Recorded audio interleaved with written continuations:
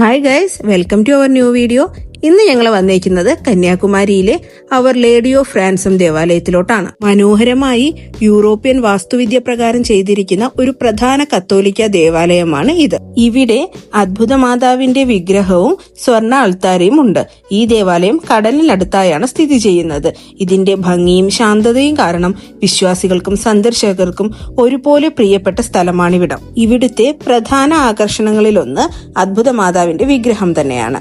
ഇറ്റലിയിൽ നിന്ന് കൊണ്ടുവന്നതും സാരി ഉടുത്തതുമായ മനോഹരമായ മാതാവിന്റെ വിഗ്രഹമാണ് ഇവിടെ ഉള്ളത്.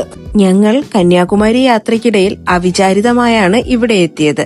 ഇവിടെ വന്നപ്പോൾ പള്ളിപ്പെരുന്നാൾ നടക്കുകയാണ്. എല്ലാ വർഷവും ഡിസംബറിലാണ് ഇവിടുത്തെ പള്ളിപ്പെരുന്നാൾ. പള്ളിപ്പെരുന്നാളിനോടനുബന്ധിച്ചുള്ള ഡെക്കറേഷൻസ് ആണ് നിങ്ങൾ ഈ കാണുന്നത്. മെയിൻ റോഡ് മുതൽ പള്ളിമുറ്റം വരെയും ഡെക്കറേഷൻസും ലൈറ്റിംഗ്സും ഒക്കെ ചെയ്തിട്ടുണ്ട്. അതുപോലെ തന്നെ ഈ പോകുന്ന റോഡിന്റെ രണ്ട് വശത്തും ഒത്തിരി സ്റ്റോളുകളും ഉണ്ട്. ഫുഡിന്റെ സ്റ്റോള്, ടോയ്സിന്റെ, ബാക്കി ആക്സസറീസിന്റെ ഒക്കെ സ്റ്റോളുകൾ ഇവിടെ ഉണ്ട്. അതുപോലെ നല്ല തിരക്കും ഉണ്ട് അത്യാവശ്യം. പക്ഷെ ഇത്ര ഒരു വലിയ ഏരിയ ആയതുകൊണ്ടാണ് നമുക്ക് ആ തിരക്ക് ഫീൽ ചെയ്യാത്തത്. അങ്ങനെ ഞങ്ങളിതേ പള്ളിമുറ്റത്ത് എത്തിയിട്ടുണ്ട്. രാത്രിയിൽ പള്ളിയുടെ വ്യൂ കാണാൻ എന്താ ഭംഗിയെന്ന് നോക്കിയേ. പകലത്തേതിനേക്കാളും എൻറ്റയർലി ഡിഫറെന്റ് ആയിട്ടുള്ളൊരു ലുക്കല്ലേ ഈ ലൈറ്റിങ്സ് ഒക്കെ ചെയ്തപ്പോൾ. ഭയങ്കര അടിപൊളി ലൈറ്റിംഗ് ആണ് ചെയ്തിരിക്കുന്നത്. ഡെക്കറേഷൻസ് ഒന്നും പറയാൻ വയ്യ, അത്ര അതിഗംഭീരമായിട്ടാണ് ചെയ്തിരിക്കുന്നത്. അതുപോലെ ആൾക്കാർക്ക് ഇരിക്കാനുള്ള ചെയറും അവർ ഫ്രണ്ടിൽ തന്നെ അറേഞ്ച് ചെയ്തിട്ടുണ്ട്. ഇവിടുത്തെ മറ്റൊരു ആകർഷണം സ്വർണ്ണ അൾത്താരയാണ്. മാതാവിന്റെ വിഗ്രഹം മധ്യത്തിലായി സ്വർണം പൂശിയ അൾത്താരയാണ് ഇവിടെ ഉള്ളത്. മാത്രവുമല്ല, അതിമനോഹരമായി യൂറോപ്യൻ വാസ്തുവിദ്യ പ്രകാരമാണ് ഈ ചർച്ച് നിർമ്മിച്ചിരിക്കുന്നത്.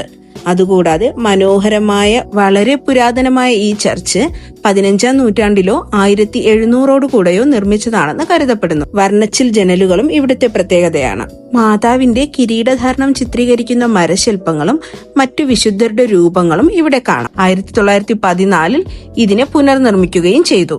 സ്പെയിനിലെ ക്രിസ്ത്യാനികളെ മുസ്ലിം അധിനിവേശത്തിൽ നിന്ന് മോചിപ്പിച്ചതിന്റെ ഓർമ്മയ്ക്കായി നിർമ്മിച്ചതാണ് ഈ ദേവാലയം എന്നും കരുതപ്പെടുന്നു. ഞങ്ങളിവിടെ വന്നപ്പോൾ പള്ളിപ്പെരുന്നാൾ നടക്കുകയായിരുന്നു. അതിന്റെ അലങ്കാരങ്ങളാണ് നിങ്ങൾ ഈ കാണുന്നതൊക്കെ. എല്ലാ വർഷവും ഡിസംബറിൽ തന്നെയാണ് ഇവിടുത്തെ പള്ളിപ്പെരുന്നാൾ നടക്കുന്നത്. കഴിയുമെങ്കിൽ നിങ്ങളും വരിക. മനോഹരമായ ഈ ദേവാലയവും കാണാം, ഇവിടുത്തെ പള്ളിപ്പെരുന്നാളും കൂടാതെ ഒരു കന്യാകുമാരി യാത്രയുമാകും. ഞങ്ങൾ അവിചാരിതമായിട്ടാണ് ഇവിടെ എത്തിയത്.